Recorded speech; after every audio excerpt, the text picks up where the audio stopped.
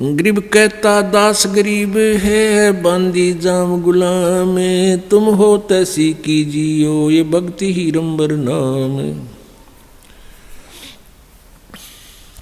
गरीब भूमि बड़ो भरोसा डूबे हैं, ये कल्पत हैं दो दीन, सबका सतगुरु कुल धनी, मगर भयालो लीन। अब क्या बताते हैं गरीबदास साहिब जी के भूमि भरोसा डूब रहे हैं, भटक अपनी भक्ति नष्ट कर रहे हैं, और कल्पत हैं दो दीन, हिंदू और मुसलमान ये दोनों धर्म ये भटक रहे हैं, मार्ग से दूर चले गए हैं, और सबका सतगुरु कुल धनी, मगर भयो लोलीन। भूमि भरोसा डूबते हैं, जैसे मुसलमान भाई कहते हैं कि मक्का में जाने से मोक्ष होता है, और मक्का में जिसकी मृत्यु हो जाती है उसका सीधा स्वर्ग भिष्ट जाता है। परमात्मा ने बहुत से उदाहरण दिए हुए हैं, और पंडित लोग कहा करते थे, ब्राह्मण हिंदू धर्म के गुरु के जो काशी शहर में मृत्यु को प्राप्त होता है वो सीधा स्वर्ग जाता है, और जो मगर मृत्यु को प्राप्त होता है वो गधा बनता है, वो नरक जाता है। परमात्मा कबीर जी परमेश्वर जी स्वयं जब तत्वदर्शी संत की भूमिका करने आए हुए थे बनारस में काशी में, तब कहा करते थे कि पुण्यकर्मी प्राणी और सत साधना करने वाला भक्त वो कहीं पर भी शरीर छोड़े, कहीं पर भी उसकी मृत्यु हो, वो अपनी भक्ति की कमाई से अपने इष्ट के पास चला जाता है, वो नरक नहीं जाता। और दुष्कर्मी प्राणी सत भक्ति ना करने वाला भक्त चाहे कहीं पर भी काशी मरो चाहे मगर मरो वो सीधा नरक में जाता है। लेकिन ये बात उन काशी के पंडितों के गले नहीं उतरे थी। इस भ्रम को मिटाने के लिए परमेश्वर जी कबीर जी ने कहा कि भाई मैं मगर में शरीर छोड़ूंगा, मैं मगर में शरीर छोड़ूंगा, और पंडितों तुम मेरे साथ चलो, और थारे ये पत्रे वत्रे ज्योतिष जातिष सारी इकट्ठी कर ला लियो तुम, और बता दियो फिर यहाँ उपस्थित लोगों को कि मैं कहाँ गया हूँ, ईमानदारी से बताना। मैं जो साधना कर रहा हूँ वो सत साधना है। परमात्मा एक लीला करने आए थे, उदाहरण देने आए थे और भ्रम मिटाने आए थे। काशी में क्या कर रखा था इन नकली गुरुओं ने, ब्राह्मणों ने, इन दुश्मनों ने हमारे साथ क्या कर रखा था? झूठ ऐसा बहका रखा था हमारे पूर्वजों को कि जो काशी में मरता है वो सीधा स्वर्ग जाता है। तो श्रद्धालु व्यक्तियों ने, जिनके पास कुछ धन अच्छा था, धनी लोगों ने, विशेषकर वैश्य कुल के लोगों ने, वाणियों ने, उन ब्राह्मणों की बात को बहुत महत्व दिया। उनके बुजुर्ग कहने लगे, बेटा हमारी मृत्यु तो होनी है, यदि हमारा काशी में कुछ दिन निवास हो जाए लास्ट में तो हमें स्वर्ग मिल जाएगा, गुरुजी बताते हैं। तो उन भक्तों ने सोचा भी माँ बाप ने सारी उम्र हमारे लिए बहुत कुछ किया है,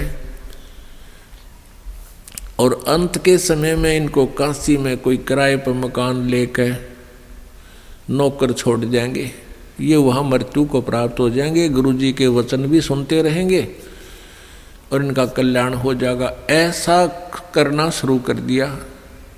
फिर उन गुरुओं ने के स्कीम बनाई कि ये बहुत ज़्यादा उनके श्रद्धालु आने लागे और बाहर कमरा लेंगे। तो उनके लिए उन्होंने कहा कि तुम ऐसा करो, हमारे पास ही छोड़ दो अपने माता पिता को, जो इनका खर्चा दो हमें दे दो, हम इनकी सेवा कर दिया करेंगे, यहाँ भक्ति भी करते रहेंगे। हमने भी खर्चा अपनी रोटी बनानी है, इनको भी बना दिया करेंगे। अब लालच में हुआ आफत मोल ले ली उन पंडिता ने। अब बुढ़ा और बुढ़िया ने वहाँ छोड़ा और उनको महीने के 10-20 रुपये देने लगे। पहले 10-20 रुपये बहुत ज़्यादा होते थे, 20,000 के करीब होते थे। तो ब्राह्मणा के जी सा आ गया उन नकलियाँ के गुरुओं के, जो उनके गुरु थे। एक गुरु के पास और 20-20 बूढ़ा बुढ़िया इकट्ठी होगी, और बूढ़ा बुढ़िया तो एक ना संगवाया ज़्यादा तकलीफ हो जाता है। और उन हो गए 10-10, 20-20 एक के पास, गुरु जी के पास। अब उन मुश्किल माच की के करें, या लालच में आप पत्तों मोल ले ली। फिर उन्हें स्कीम बनाई उन दुष्टों ने। क्या स्कीम बनाई कि भाई एक ऐसी अफवाह फैला दो, एक ऐसी प्रोपगंडा छोड़ दो कि भाई उन्होंने क्या स्कीम बनाई कि कह दो जो शीघ्र स्वर्ग जाना चाहता है उसके लिए भगवान की तरफ से एक क्रोंत आता है। क्रोंत एक आरा होया करे लकड़ी काटने का, लंबे लंबे दांते नु आर पार कर देता लकड़ी को। वो गंगा दरिया के किनारे एक स्ट्रक्चर सा बना के ऐसे, और उसके अंदर एक आरा ऊपर नीचे आन का एक थोड़ा सा स्थान छोड़ दिया, और उसके चलाने का हैंडल काफ़ी दूरी पर कर दिया रस्सों से। ढीला छोड़े तो वो नीचे आ जा, ऊपर खींचे तो ऊपर चला जा। और ये प्रोपगंडा फैला दिया भाई जिसने जल्दी स्वर्ग जाना हो भगवान की तरफ से एक क्रोंत आता है, और वो क्रोंत जिसने काट देता है उसका सीधा स्वर्ग चला जाता है। अब परमात्मा पाने के लिए उन बूढ़ा बुढ़िया ने सोची हमने मृत्यु तो होनी है, और बुढ़ापे में दुखी हो रहे हैं, और क्यों ना क्रोंत ले ले। उसकी एक्स्ट्रा फीस रख दी, एक्स्ट्रा चार्ज कर दिया 100 रुपये 50 रुपये। अब उन बूढ़ों ने बुजुर्गों ने अपने बच्चों से कहा कि बेटा हम भी तंग आ गए हैं इस शरीर से, और गुरुजी बता रहे हैं कि भगवान की तरफ से क्रोंत आने लग गया है, और जो उस क्रोंत में अपनी गर्दन हलाल कटवा लेता है वो शीघ्र स्वर्ग चला जाता है। बेटा 50 रुपये फीस लगती है, आप देख लो। अब बच्चा ने सोची माँ बाप की इच्छा है तो ठीक है माता पिताजी, ये 50 रुपये गुरु जी को दे दिए जी, हमारे पिताजी को स्वर्ग भेज दो। अब वो लागे कसाई वाला कर्म करने,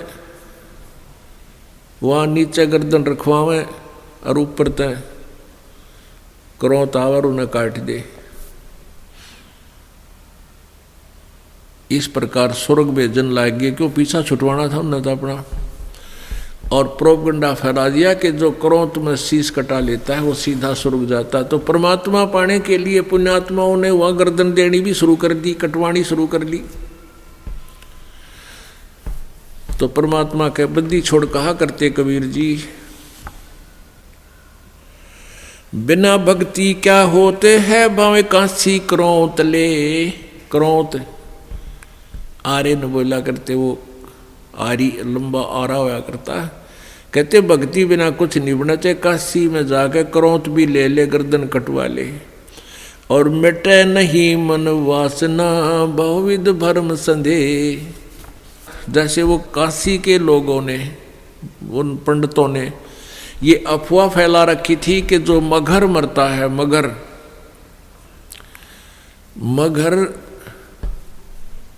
गोरखपुर से 25 किलोमीटर की दूरी पर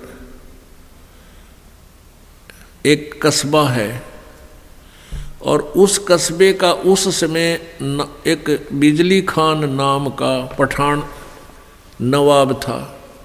वो भी कबीर परमेश्वर जी का शिष्य हो गया था। एक बार वहाँ अकाल गिर गया था मगर स्टेट में, मगर रियासत में, और सभी जंतर मंतर कर लिए थे। सभी सिद्ध पुरुषों ने हाथ खड़े कर लिए थे कि तुम्हारे संस्कार में 4 वर्ष वर्षा नहीं है, 4 वर्ष का अकाल गिरेगा ही गिरेगा। तब कबीर परमेश्वर जी के पास बिजली खां पठान स्वयं गए थे। परमात्मा मगर में आए थे और आते ही वर्षा ने जबरदस्त वर्षा करवा दी थी। सब भर दिए थे, तालाब तालाब सब एक कम एक कर दिया था। उसके बाद उस मगहर रियासत के यानी मगहर कस्बे के सभी व्यक्तियों ने परमेश्वर कबीर जी से उपदेश ले लिया था। हिंदू और मुसलमानों ने, उस मगहर के अंदर आधे मुसलमान थे, आधे लगभग हिंदू थे, और सभी ने, क्योंकि मरता के नहीं करता, फिर ज्ञान समझ में आ गया। तो मगहर रियासत का जो नवाब था वो बिजली खां पठान भी कबीर परमेश्वर जी का शिष्य था। उधर से काशी नरेश वीरदेव सिंह बघेल, वो भी कबीर परमेश्वर जी की भक्ति और ज्ञान और शक्ति से परिचित होकर के उपदेशी कबीर जी के शिष्य थे। तो कबीर परमेश्वर जी ने कहा कि भाई धरती का भरोसा नहीं रहना चाहिए। तुम कोई तो कहते हो मथुरा में मोक्ष होगा, नहीं। परमात्मा कहते हैं मुक्ति खेत मथुरा परी और किन्या कृष्ण कलोल और कंस के सी चाणोर सेवा फिरते डामाडोल। तुम्हारी बात बड़ी कर दें, तुम मथुरा को एक मुक्ति क्षेत्र मानते हो, मोक्ष क्षेत्र। अरे उसमें कृष्ण जी ने तो वहाँ नरी मौज मचाई, जैसे मठ गोपियों के साथ बकवाद करी, और उस मोक्ष तुम मानते हो मोक्ष स्थान ही है वो, तो उस मोक्ष स्थान पर कंस केसी और चाणूर जैसे का बक्कल उतरा, उन बकवाद प्राप्त हुई, उनका मोक्ष ना होया। तो कहने का भाव ये था कि भक्ति जो यथार्थ भक्ति है, उस भक्ति के करने से मोक्ष होगा और मर्यादा में रहते हैं। तो कबीर परमेश्वर ने उन ब्राह्मणों से कहा कि तुम मूर्ख बना रहे हो भोली जनता को, मैं मगहर में शरीर छोड़ूंगा और मैं स्वर्ग से भी आगे सतलोक में जाऊंगा। अब इस बात ने ब्राह्मण मानने क्यों कर, क्योंकि सारी जनता में ढंडोरा पीट रखा कि वहां मरनिया तो गधा बनेगा, नरक जाएगा। तो परमात्मा वहां से चल पड़े। 120 वर्ष की का शरीर था, कबीर परमेश्वर जी दिखा रहे थे अपना। वैसे उनका शरीर की कोई आयु नहीं है, परमात्मा की कोई आयु नहीं होती। उन्होंने एक लीला में शरीर दिखाया था, एक जनसाधारण की तरह एक जीवन जीकर अपने हाथों से कर्म करके अपना निर्वाह करके दिखाते हैं, एक लीला करते हैं। वो प्रत्येक युग में आते हैं। 120 वर्ष की आयु शरीर की दिखा रहे, ऐसे महसूस हो रही थी, और काशी से पैदल चल पड़े। उनके साथ वीरदेव सिंह बघेल काशी नरेश भी अपनी सेना लेकर चल पड़ा, और काशी के बहुत से व्यक्ति दर्शनार्थ चल पड़े। और काशी के वो विद्वान पंडित मंडलेश्वर भी अपने पोथी बही लेकर के चल पड़े, पत्रे वत्रे और ज्योतिष जातस सारी शोधन खातर वो भी चल पड़े। वीरदेव सिंह बघेल सेना इसलिए लेकर चला था कि मैं गुरुदेव जी के शरीर को यहाँ लाऊंगा जब ये शरीर छोड़ देंगे, और हिंदू रीति से इनका अंतिम संस्कार करेंगे। हम मुसलमानों के हाथ अपने गुरु जी के शव को नहीं जाने देंगे। अब बिजली खां पठान मुसलमान को जब ये पता चला कि गुरुदेव यहाँ आ रहे हैं, और काफी व्यक्ति भी दर्शनार्थ आ रहे हैं, और गुरुजी यहाँ पर अपना जीवन लीला अंत करेंगे, और वीरदेव सिंह काशी नरेश हिंदू के इरादे से भी परिचित हुए कि वो शरीर को लेकर जाएंगे। तो बिजली खां पठान ने भी अपने मुसलमानों से सलाह की। तो मुसलमानों ने कहा कि हम अपने गुरुदेव के, अपने पीर के शरीर को हिंदुओं को नहीं देंगे, हम मुसलमान रीति से अंतिम संस्कार करेंगे, और यदि ये नहीं मानेंगे तो आपस में युद्ध भी करके प्राप्त करेंगे। जब परमेश्वर कबीर जी वहाँ पहुँचे तीसरे दिन पैदल चल के, क्योंकि बनारस से काशी से मगहर लगभग 200 किलोमीटर के आसपास है।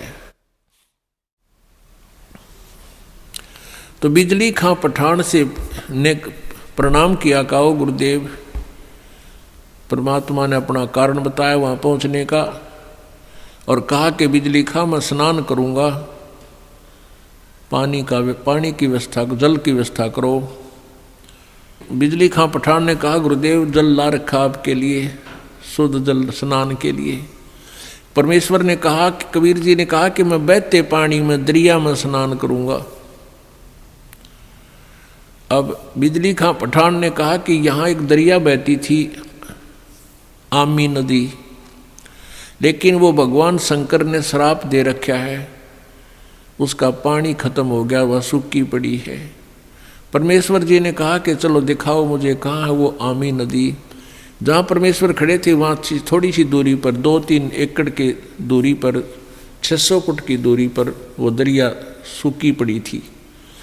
परमात्मा ने वहाँ खड़ा होकर साथ में हजारों की संख्या में दर्शक, और परमेश्वर ने ऐसे किया था हाथ से संकेत, जैसे ये ट्रैफिक का सिपाही करा करे, ऐसे कर दिया। क्या देखते हैं कि थोड़ी सी दूरी पर एक बहुत बड़ा धमाका हुआ और एकदम पानी से भरकर नीचे से पानी इतना जोर से निकला और पूरी दरिया भरकर चल पड़ी। बोलो सतगुरुदेव।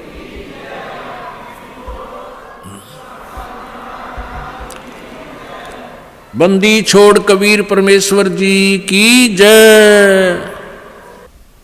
सबने स्नान किया, जलपान किया, स्नान किया, जल पिया। फिर परमेश्वर जी ने कहा कि भाई 1-2 चादर लाओ, एक नीचे बिछाऊंगा, एक ऊपर ओढ़ कर लेटूंगा। फिर परमेश्वर ने पूछा कि भाई बिजली खां पठान तुम सेना किस लिए लाए हो, वीर देव सिंह बघेल तुम सेना किस लिए लाए हो। दोनों ने नीचे गर्दन कर ली, आमने सामने खड़े थे। दूसरे हिंदू और मुसलमान कहने लगे, हिंदू कहने लगे कि हम आप जी के शरीर को इन मुसलमान काफरों के हाथ नहीं लगने देंगे, हम आपके शरीर का अंतिम संस्कार हिंदू रीति से करेंगे। मुसलमान कहने लगे हम इन हिंदू काफरों के हाथ आपका शरीर नहीं लगने देंगे, हम आपके शरीर का अंतिम संस्कार अपने हिसाब से करेंगे, और यदि ऐसा नहीं हुआ तो हम युद्ध करके शरीर प्राप्त करेंगे। अब परमेश्वर ने कहा रे बोले आदमियों, निकम्यों, 120 वर्ष हो गए मैंने तुम्हें शिक्षा देते ने, आज तक तुम मेरे शिक्षाओं का इतना ही पालन कर पाए हो। आज भी तुम हिंदू और मुसलमान 2 बने खड़े हो। खबरदार दे तुमने झगड़ा किया तो मेरे से बुरा नहीं होगा। और सुन लो, इसके अंदर मेरा शरीर नहीं मिलेगा तुम्हें। लेकिन यह इज्जत ना थी उनके। फिर भी अगर तुमने झगड़ा नहीं करना है, एक सदर तुम ले लेना, एक मुसलमान ले लेंगे, एक हिंदू ले लेंगे, और सदरों के बीच में जो भी वस्तु मिले आधी आधी बांट लेना। तुम लड़ियो ना भाई, ना तो विनाश हो जाएगा, गृह युद्ध शुरू हो जाएगा, आपसी जुल्म हो जाएगा, महाभारत से भयंकर युद्ध हो जाएगा। लेकिन उनके मन में न्यू थी कि एक बार गुरुजी शरीर छोड़ दे फिर तुम आप देख लेंगे। हाँ, फिर हम न मानना किससे कि नहीं, अपने हिसाब तक कराएंगे हम। अब परमात्मा ने ऐसा ही किया, शरीर तो उनका साथ ही गया था, छोड़ा नहीं था। लेकिन क्या हुआ, जितने सबके समान था, सब जैसे चादर ओढ़ी थी ऊपर के और शरीर के ओढ़ा हुआ जैसे महसूस होता, इतने ही शरीर के आकार के फूल बन गए, सुगंधित फूल। और परमात्मा आकाश में जाकर आकाशवाणी की कि भी देख लो ब्राह्मणों, देखो मैं जा रहा हूं सतलोक को। जब आकाश में देखा तो परमात्मा का नूरी शरीर तेजों में शरीर हो गया और ऊपर आकाश को जा रहे हैं, और ये आकाशवाणी करते जा रहे हैं और कहते हैं उठा लो पर्दा, इसमें नहीं है मुर्दा।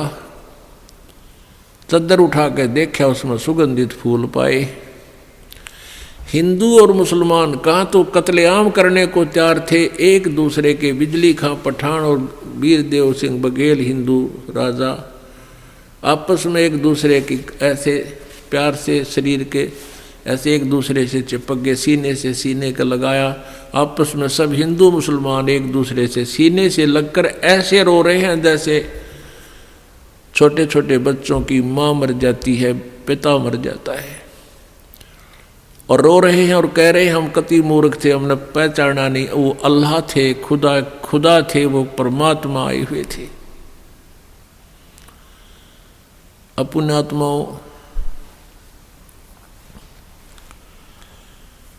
हमने परमेश्वर को पहचाना नहीं, इतनी लीलाएं प्रभु करके गए। आज भी मगर स्थान पर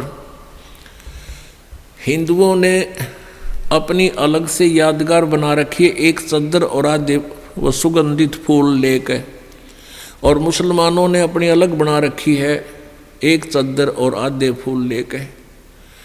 आज भी ये दास उसको आज भी विद्वान है, ये दास बहुत बार उसको देख कर आया है, और हमने वो फोटो खींच कर लाए थे उनके, दोनों अलग अलग बने हुए हैं। 3 बार ये दास भी संगत को साथ ले जाकर दिखा कर लाए, प्रमाण करने के लिए कि हम सुना करते हैं वो सच्चाई है। तो पुण्यात्माओं, उन्हीं में से कुछ फूल अकेले ला करके बनारस में, काशी में भी एक चौरा बना दिया बिजली खां पठान ने, और वहाँ दोनों यादगार अलग अलग हिंदू और मुसलमानों की आज भी हैं, और उनका कोई आपस में मनमुटाव नहीं है, वो अपने हिसाब से कर रहे हैं, वो अपने हिसाब से कर रहे हैं। कति बीच में दीवार भी नहीं है, एक ग्रिल ला रखी है बीच में पार्टीशन के लिए, जैसे ये ग्रिल लगी हुई न, और आपस में बीच में एक सामूहिक गेट भी है, दर्शक जाते हैं, दोनों को देख कर आते हैं। अपुण्यात्माओं, परमात्मा कहते हैं कि सतगुरु संगत छोड़ के चाहे लाख वर्ष जप कीन, इंद्री कर्म ना मोक्ष होए फिर काल के अधीन। जो भक्त कुछ दिन इस भक्ति को करके किसी भी कारण से दुर्भाग्य उनका होता है, वो विमुख हो जाते हैं, वो भक्ति यहाँ से यहाँ आना छोड़ देते हैं, गुरुजी से उसका अपना संपर्क समाप्त कर लेते हैं। और वो कुछ एक ऐसे नालायक थे, अनजान अनाड़ी थे, वो कहने लगे कि हम तो घर पे भक्ति कर लेंगे। पुण्यात्माओं, परमात्मा कहते हैं सतगुरु संगत छोड़ के अर्चे लाख वर्ष जप कीन, इंद्री कर्म ना मोक्ष होए, ना तो कोई कर्म कटे और ना ही मुक्ति होए, फिर काल के अधीन। पुण्यात्माओं, हमें यहाँ से 21 ब्रह्मांड काल के और 7 संग ब्रह्मांड इस परब्रह्म के, इनको पार करके जाना है। और जब यहाँ से भक्ति युक्त प्राणी चलता है, यदि उसके साथ सतगुरु नहीं है, वो नहीं जा सकता 10 कदम भी। रास्ते में पता नहीं कितने कितने बखेड़े हैं। ये काल का बहुत भयंकर जाल है। हमने उन्हीं रास्तों से जाना होता है, जैसे हम शरीर में ही हमारे कमल बने हुए हैं, इन कमलों में से हम चलेंगे तो सबसे पहले गणेश जी का लोक आवेगा, और गणेश जी के लोक में हम जाएंगे, गुरु जी साथ होंगे, तो वहाँ आपका अकाउंट क्लियर करा के आपको फिर आगे ले चलेंगे। और यदि सतगुरु साथ नहीं है और आपकी पिछली पुण्य कमाई पिछली है और आप गुरुद्रोही बने नहीं, वैसे भक्ति छोड़ दी, आना बंद कर दिया, तो वो जो पिछले उस दौरान गुरु जी के संपर्क में रहने के दौरान जो तुमने भक्ति की, ये 7 मंत्र की या 2 मंत्र सतनाम की और सार नाम की, तो गणेश जी का जो जाप आपको दिया जाता है उन 7 प्रथम मंत्र में उस मंत्र की कमाई से आप जी पहले गणेश जी के लोक में जाओगे और वहाँ पर इतने नाच गाने डांस बड़ी पता नहीं कितने हर तरह की, यानी आत्मा वहाँ जाती है तो उसका सूक्ष्म शरीर होता है, स्त्री जाती है तो स्त्री वाला ही होता है, पुरुष जाता है तो पुरुष वाला ही होता है। तो प्रत्येक लोक में जाते ही वहाँ हर तरह के नाचने गाने बकवाद, तो अकाउंट कराना तो भूल जाते हैं, उस रेस्टोरेंट में भ्रमित हो जाते हैं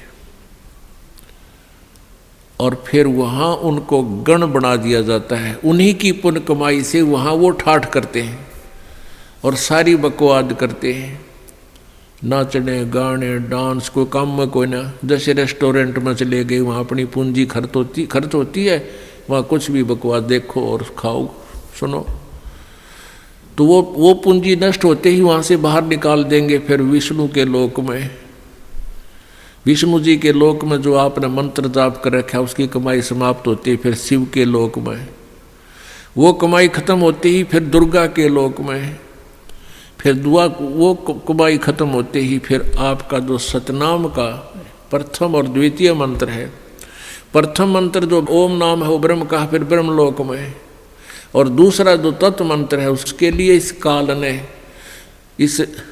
अपने एक ब्रह्मांड में ब्रह्मलोक में ही अलग से नकली सतलोक अलखलोक अगमलोक नामी लोक की रचना रच रखी है। उस दूसरे मंत्र की जो सतनाम के अंदर जो दो मंत्र हैं उसकी कमाई से उसको ऊपर नकली सतलोक में छोड़ देते हैं। और जिसने तीसरे नाम का भी जाप कर रखा है उसके लिए काल ने वो आगे के अलखलोक और अगमलोक और बना रखे हैं नकली, उनमें पड़ा रहे। और जब इसका कत्ती सारा नाश होले भक्ति का, फिर नरक में ठोक देते हैं। यानी इस प्रोसीजर में हजारों युग बीत जाते हैं, उसको पता भी नहीं चलता त्रिगेला के विरान माटी हो रही है। तो सतगुरु कहते हैं शिव मंडल ब्रह्मापुरी चाहे विष्णु लोक में हो, अमरे गुण भूले नहीं तो आण छुटाऊं तो। अब कई पुण्यात्मा कोई ज्ञान तो खूब सुन लिया और कोई दुर्भाग्यवश यहाँ से दूर भी हो गए, तो वो फिर इससे या तो शिव मंडल में, शिव के लोक में, या ब्रह्मा के लोक में, या विष्णु के लोक में जा रहा है, फिर वहाँ कमाई वह मौज मार रहा है। तो उसके हृदय में यो ज्ञान अंतःकरण में समाया हुआ है, तो उसको याद आएगा कि गुरु जी तेन्यू क्या करते। कबीर परमात्मा के ज्ञान को बताते थे, यहाँ तो हमारी पूंजी नष्ट हो रही है, हम तो गलत आ गए, हमने तो यहाँ नहीं आना चाहिए था। कहता वहाँ भी तू हृदय से रोएगा ना मेरे लिए कि भगवान मैंने छुटा लो, कहते वहाँ से भी तुझे छुड़ा लाऊंगा।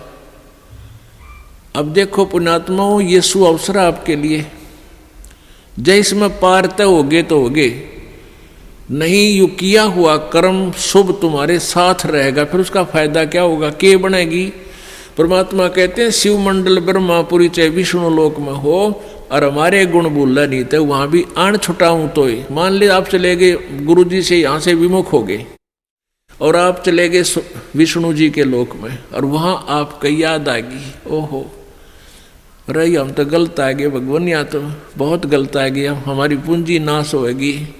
वहाँ भी आप रोने लग गए तो वो मालिक परमेश्वर आएंगे और वहाँ से भी आपको ले जा करके कहाँ रखेंगे। यहाँ एक मिनी सतलोक है, प्रत्येक ब्रह्मांड में एक मिनी सतलोक है, परमात्मा का अपना राजदूत भवन है। जैसा प्रत्येक देश में प्रत्येक देश का एक राजदूत भवन होता है, ऐसा परमेश्वर का एक स्थान है।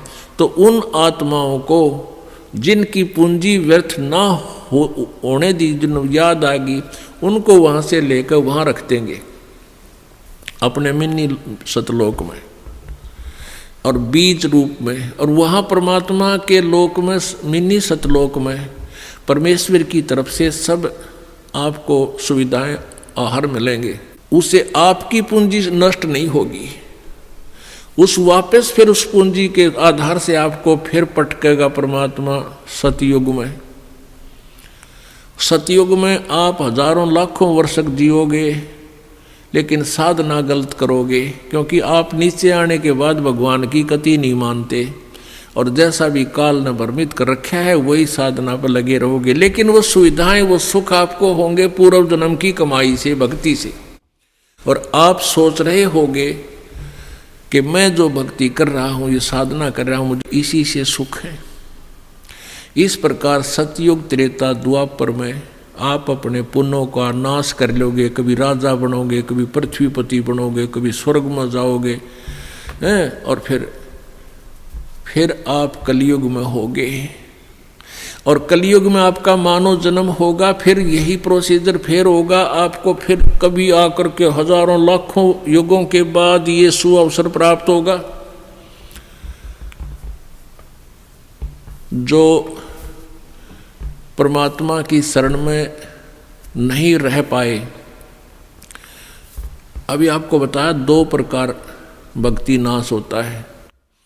एक तो परमात्मा से विमुख हो गए और उन्होंने अपने सभी मंत्रों की कमाई ऊपर ब्रह्मालोक, विष्णुलोक, शिवलोक, दुर्गालोक, ब्रह्मलोक और अलखलोक, अगमलोक में, नकली में समाप्त कर दी। उसने तो कई लाख युगों के बाद फिर मनुष्य जीवन यहाँ पृथ्वी पाओगा, और फिर सतयुग त्रेता द्वापर में जो शेष कमाई है वह खोएगा। फिर कलयुग में ही, किसी कलयुग में दाव लगे तो लगे इस समय जन्म होने का। एक दूसरा वो होगा जो परमात्मा याद आ गया विष्णु लोक में जाकर, उसको परमात्मा ले गए छुड़ा कर, अपने रख लिया मिन्नी सतलोक में, और वहाँ से फिर पटक दिया। तो वो भी सतयुग से जन्म लेता हुआ बीच में राजा, चक्रवर्ती राजा, पता नहीं के बन के अपने पुण्यों को बहुत को नष्ट फिर भी कर लेगा। और फिर कलयुग में इसी समय बिचली पीढ़ी में ही दाव लगेगा, लगे तो लगे, ना भी लगे।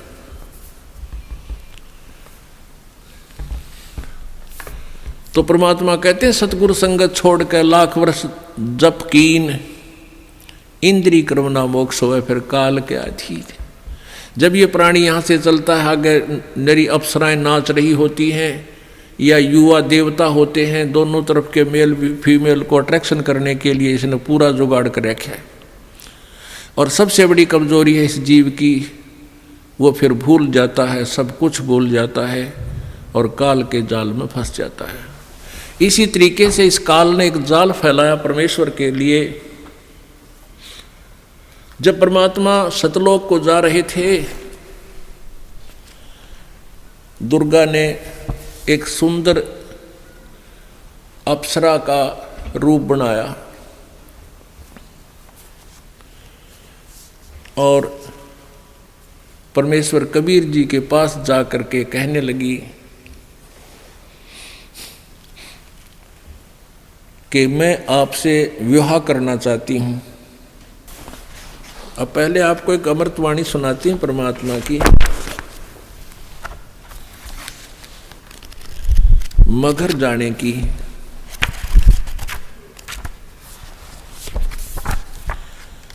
की ना मगर पियाना सतगुरु की ना मगर पियाना सतगुरु की ना मगर पियाना हो। दोनों दिन चले संग जाके हिंदू मुसलमाना हो। दोनों दिन चले संग जाके हिंदू मुसलमाना हो। की ना मगर पियाना सतगुरु की ना मगर पियाना सतगुरु की ना मगन पियाना हो। दोनों दिन चले संग जाके हिंदू मुसलमाना हो। दोनों दिन चले संग जाके हिंदू मुसलमाना हो। मुक्ति खेत को छोड़ चले हैं। जिस काशी को नौका करते हैं ना, या मुक्त होता है इस क्षेत्र में, परमात्मा कहे तुम्हारी मुक्ति वाले क्षेत्र ने तुम ही रखो, हम तो वहाँ से मोक्ष प्राप्त करके दिखाएंगे जहाँ तुम कहते हो गधा बनता है। भाई मुक्ति खेत को छाड़ चले हैं, वो तज काशी अस्थाना हो। मुक्ति खेत को छाड़ चले हैं, तज काशी अस्थाना हो। साहसिक अंदर कदम लेत है, साहसिक अंदर कदम लेत है, बादशाही सुल्तान हो। दोनों दीन चले संग जाके, हिंदू मुसलमान हो। दोनों दीन चले संग जाके, हिंदू मुसलमान हो। चार वेद के वक्ता संग है, वो खोजी बड़े बयाना हो। चार वेद के वक्ता संग है, वो खोजी बड़े बयाना हो। सालग राम सुरत से सेवे, सालग राम सुरत से सेवे, वो ज्ञान समुद्र दाना हो। दोनों दीन चले संग जाके, हिंदू मुसलमान हो। दोनों दीन चले संग जाके, हिंदू मुसलमान हो। सठ दर्शन जाके संग चाले, सठ दर्शन जाके संग चाले, वह गावत बाणी नाना हो। अपना अपना इष्ट संभाले, अपना अपना इष्ट बनावे, वो बाचे पोथी पाना हो। दोनों दीन चले संग जाके, हिंदू मुसलमान हो। भाई चादर फूल बिछाए सतगुरु, देखे सकल जिहाना हो। चादर फूल बिछाए सतगुरु, वो देखे सकल जिहाना हो। चार दाग से रहत जुलाहा, चार दाग से रहित जुलाहा, वो अवगत अलख अमाना हो। दोनों दीन चले संग जाके, हिंदू मुसलमान हो। दोनों दीन चले संग जाके, हिंदू मुसलमान हो। वीर सिंह बघेला करे बिनती, वीर सिंह बघेला करे बिनती, वो बिजली खान पठाना हो। वीर सिंह बघेला करे बिनती, वो बिजली खान पठाना हो। दो चादर बख्शीश करी है, दो चादर बख्शीश करी है, दिन यो परवाना हो। दोनों दीन चले संग जाके, हिंदू मुसलमान हो। दोनों दीन चले संग जाके, हिंदू मुसलमान हो। शब्द स्वरूप साहेब सर्वंगी, शब्द शब्द समाना हो। दास गरीब कबीर अरस में, दास गरीब कबीर अरस में, वो फर्क ध्वज निशाना हो। दोनों दीन चले संग जाके, हिंदू मुसलमान हो। कीना मगर पियाना सतगुरु, कीना मगर पियाना हो। दोनों दीन चले संग जाके, हिंदू मुसलमान हो। दोनों दीन चले संग जाके, हिंदू मुसलमान हो। अब उसके बाद जो परमात्मा ऊपर जा रहे थे, रास्ते में दुर्गा आई, एक सुंदर स्त्री रूप बना करके, अप्सरा का रूप बना करके। देखा मगर जहूरा सतगुरु, देखा मगर जहूरा सतगुरु, देखा मगर जहूरा हो। काशी में कीर्ति कर चाले, वो झिलमिल देही नूरा हो। काशी में कीर्ति कर चाले, झिलमिल देही नूरा हो। माया आद अरस से उतरी, अरस माने आसमान से, आदि माया या दुर्गा। माया आद अरस से उतरी, ये बनी अप्सरा हूरा हो। हम तो बरे कबीर पुरुष को, हम तो बरे कबीर पुरुष को, तू है दुल्ला पूरा हो।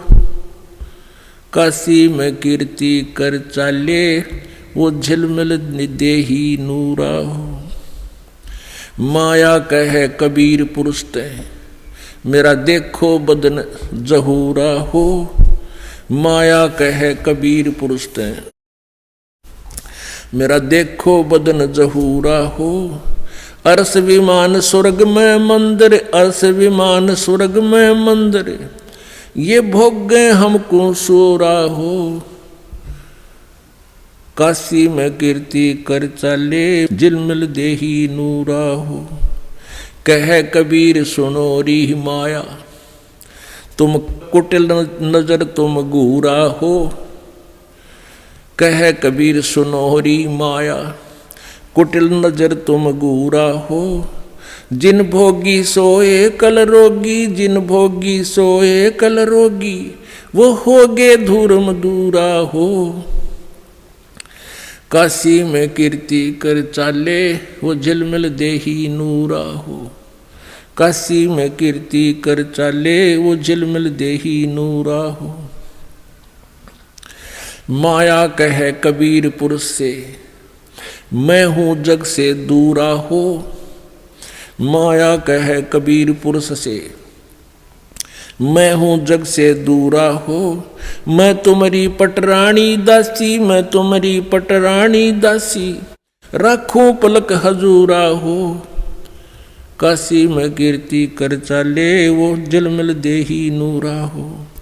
कह कबीर सुनो री माया, तुम हो लड्डू बूरा हो। बूर के लड्डू, ये बुरादे के, कहते ये तू तो ऐसी है। कह कबीर सुनो री माया, तुम हो लड्डू बूरा हो। जो तुझे खावे सो बह जावे, जो तुझे खावे वो पछतावे। वो तास अकल के कूरा हो। वो बुद्धि भ्रष्ट है जो तेरे से संग करेंगे। काशी में कीर्ति कर चाले, झिलमिल देही नूरा हो। श्वेत मुकुट जहाँ श्वेत छत्र है, ओए होए, श्वेत मुकुट जहाँ श्वेत छत्र है। बाजे अनहद तूरा हो। दास गरीब कहे सुन माया, कहे कबीर सुनो री माया, हमसे रहियो दूरा हो।